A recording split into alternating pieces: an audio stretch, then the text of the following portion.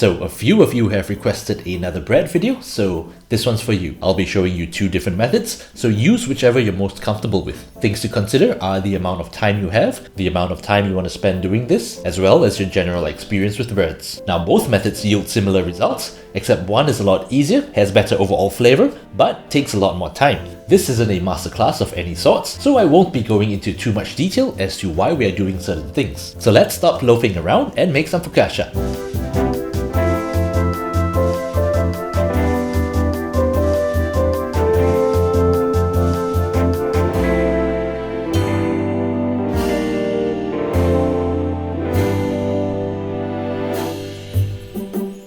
The first recipe requires some kneading.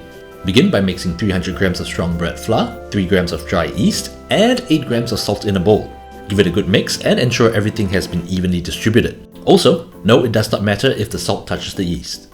Next, pour in 10 grams of olive oil and 225 grams of warm water. Give everything a good mix until it sort of becomes a clump of dough. You can use a fork or your hands, but I find that using a dough scraper is the quickest and cleanest way of doing this. These only cost $1 or $2, so go pick one up. Next, lightly wet your work surface and pour out your dough. A spray bottle is perfect for this job. Contrary to popular belief, you should not flour your work surface at this point. Start kneading your dough by stretching and folding it over itself. What we're doing here is developing the gluten. This gives your bread good structure and some chew. As this is a dough with higher hydration, also known as the water to flour ratio, it can be quite tricky for some to work with. Instead, you can opt to use a similar kneading motion to what I'm using here. At first, the dough may seem like it's too wet, but after about 5 minutes of kneading, it'll come together nicely and form a smooth, bouncy ball with good elasticity. Next, turn the ball upside down, pinch and pull a corner and stretch it over itself. Turn your dough and repeat this a few times. Once that's done, flip it over again and using both hands, sort of drag the ball towards you. Turn it 90 degrees and repeat. Do this a few times until you have a nice taut skin. Next, lightly oil a bowl and place your dough ball inside. Cover with cling film or a damp cloth and let it proof for an hour or until doubled in size. Once that's done, lightly flour your work surface and turn out the dough. Lightly flatten it out into a rough rectangular shape and fold it over like so. Be careful not to deflate the dough. Cover it and let it rest for another 15 to 30 minutes. Next, grab your baking tray and lightly oil it. Place your dough seam side down into the tray and lightly flatten it until it fills all the corners. At this point, you can dimple and place your toppings onto the dough, but I chose not to for the first method. Cover it with cling film or a damp cloth and let it rest for another hour or until doubled in size. Once that's done, dimple your dough if you haven't already. You can do so by dipping your fingertips into some water and pressing it into the dough until it almost reaches the bottom. Be careful not to deflate the dough at this time. Next, top it with your ingredients of choice, drizzle it with some good olive oil and give it a good sprinkling of kosher or sea salt.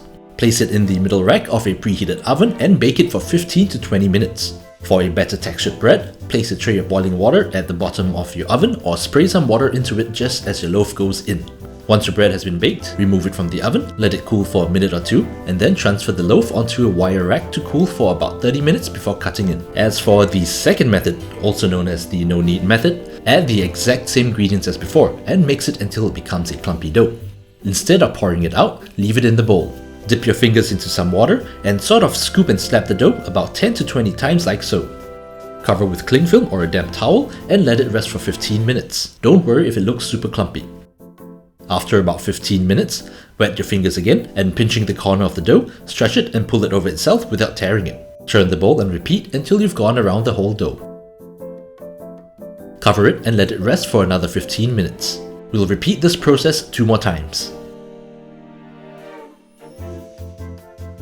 As you can see here, the dough magically becomes a lot smoother over the next 2 folds.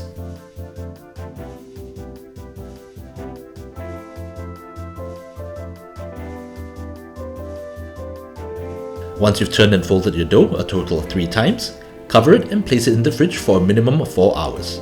I find that letting it proof overnight is the best and most convenient way to do this. The next day. Remove your dough from the fridge. Once again, pour your dough onto a greased up baking tin and using wet fingers, gently spread it into the corners. If you're having a tough time doing this, let the dough rest for another 10 minutes and then try again. Here, I chose to dimple the dough first before letting it rise one last time. Just wet your fingertips and dimple away. Add your toppings, cover it and let it proof for an hour. I find that in this case, placing it in the oven with the light on is a good way to wake up the dough and to help it proof. Once it's doubled in size, remove it, add any fresh herbs, give it a good sprinkling of kosher or sea salt, and maybe a little more olive oil. Everything after this point is exactly the same as the previous recipe.